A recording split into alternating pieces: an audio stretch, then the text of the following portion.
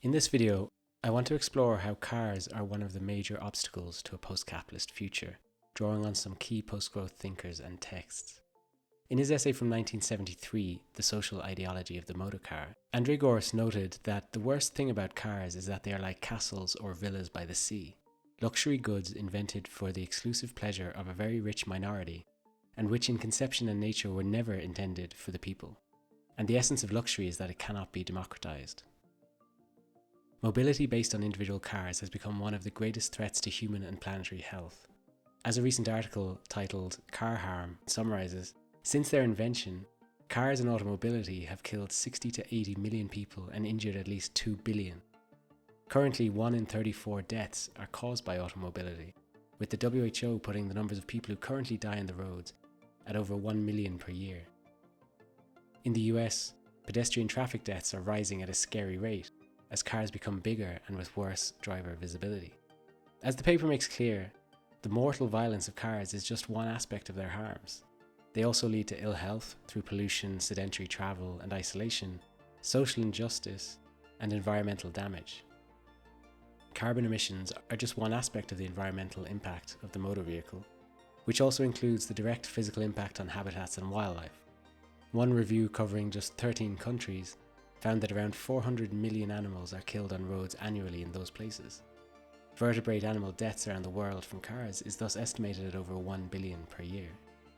Asking the question, why is the car treated like a sacred cow rather than an antisocial luxury, Gorz comes up with 2 points. Firstly, mass motoring affects an absolute triumph of bourgeois ideology on the level of daily life. It gives and supports in everyone the illusion that each individual can seek his or her own benefit at the expense of everyone else.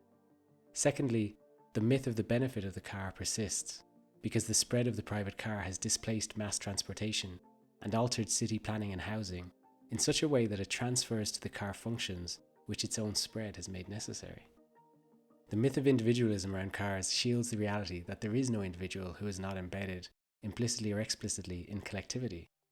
There is no individual automotive freedom without taxpayer-funded roads and parking provided on valuable public land, for instance.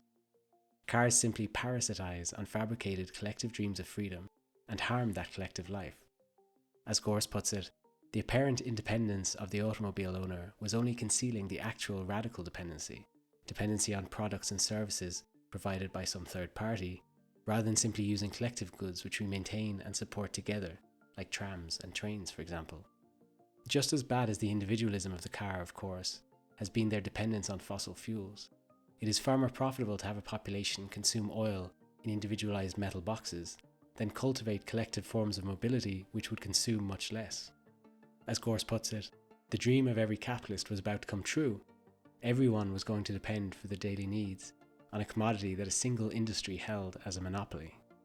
And the problems of cars, as we'll explore in a separate video, are getting worse with electrification, not better.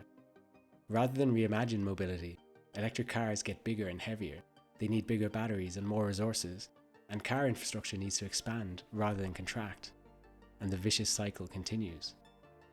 The road has become equivalent to an arms race, with people scaling up their cars to feel quote-unquote safe. Car-centric infrastructure remains, but it has shifted to a new form, where only those with enormous SUVs and pickup trucks feel they have a place on the road. What has resulted over the last century is what Ivan Illich calls a radical monopoly. This happens when a threshold is reached whereby technology or infrastructure becomes so dominant that no alternative is viable, and normal life without it is not possible. Even though the advantage of having a car was soon outweighed by the fact many others had them, creating traffic and pollution, by this point tram and train infrastructure had been ripped up, and there would be no alternative available. Cars had become default in many parts of the world. As the authors of the Car Harm paper put it, trains, buses, bicycles, wheelchairs, and even our own bodies are discussed as alternative transportation. A prime example of this process can be seen in Ireland, which had far more train lines in the early 20th century than it does today. Instead, you will sit in your car, slowly getting through traffic with an average speed often lower than a bicycle, wasting money on fossil fuels to get to your job, which you must work at to pay for your expensive vehicle for getting to work. Another vicious cycle is unleashed. 2-lane roads become 4-lane highways, become 6-lane highways. The more you build roads, the more they clog with these toxic machines. and the more efficient the internal combustion engine or lithium batteries, the more people drive and pollute. It's a rolling nightmare, and an irony which Gorz sums up like this. The more widespread fast vehicles are within a society, the more time, beyond a certain point, people will spend and lose on travel. The car wastes more time than it saves and creates more distance than it overcomes. In part, this is because we start to build houses and services further apart to accommodate the parking and roads needed for space-hungry cars. Life on foot becomes increasingly designed out of reach until it is impossible altogether. Albeit using old data, Illich noted that the typical American devotes more than 1,500 hours a year, which is 30 hours a week or 4 hours a day including Sundays, to his or her car. This includes the time spent behind the wheel, both in motion and stopped, the hours of work to pay for it, and to pay for gas, tyres, tolls, insurance, tickets and taxes. Thus it takes this American 1,500 hours to go 6,000 miles in the course of a year. 3.5 miles take him or her 1 hour. In countries that do not have a transportation industry, people travel at exactly this speed on foot, with the added advantage that they can go wherever they want and aren't restricted to asphalt roads. More radical than coming up with some techno fix for the automotive society, then, is a more holistic approach based on sufficiency and degrowth.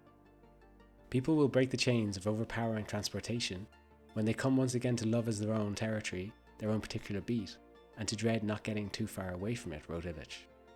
This, of course, is some of the thinking behind the 15-minute city, which has become so caught up in divisive debates and rhetoric in recent years. Gorz's inspiring vision is also worth reflecting on, where he foresaw urban life being gradually reconstructed, akin to the Garden City movement of the early 20th century.